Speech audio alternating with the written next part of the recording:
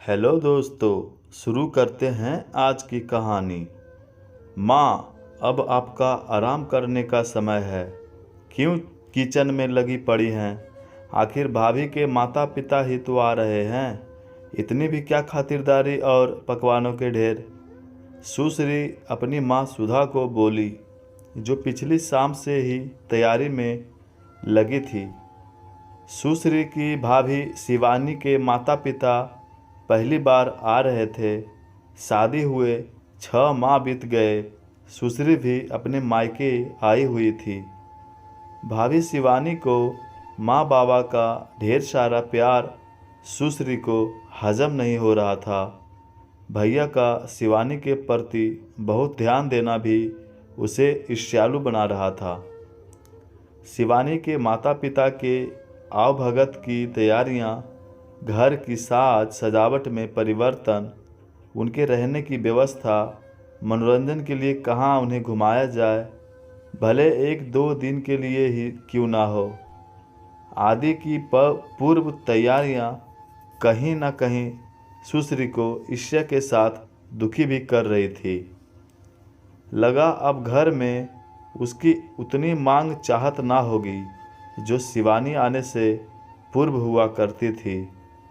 किसी को भागीदार बनाना नहीं चाहती, पर समय के साथ साथ वह यह भी जान जाती है कि जैसे अब उसने अपना स्थान अपने ससुराल में बना लिया, वैसे ही कोई और उसके मायके में उसके स्थान को ग्रहण कर लेगी। आज सुश्री से रहा ना गया। माँ को बोल ही दी आराम करने। जब से शिवानी आई है, आराम ही तो कर रही है, मुझे कुछ करने ही नहीं देती। देख सुश्री, हर किसी को अपने माँ बाप प्यारे होते हैं और चाहते हैं उनका भी भरपूर सम्मान किया जाए। जैसे ससुराल वालों के आने पर करते हैं, वैसा ही बहू के मायके से कोई आए तो उनके भी मान सम्मान में कोई कमी ना रहे। याद है तेरी शादी के बाद जब हम पहली बार तुम्हारे ससुराल गए, तब तुम्हारे मन में भी डर था।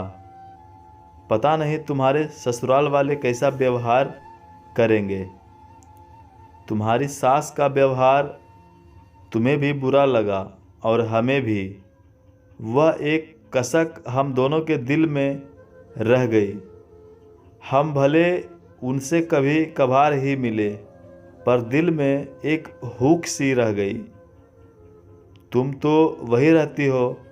तुम्हें जब भी याद आती होगी, क्या तुम्हारे मन में अपने सास के प्रति वही इज्जत रहती होगी? मैं नहीं चाहती शिवानी के मन में ऐसी कोई बात फांस की तरह चुभ जाए।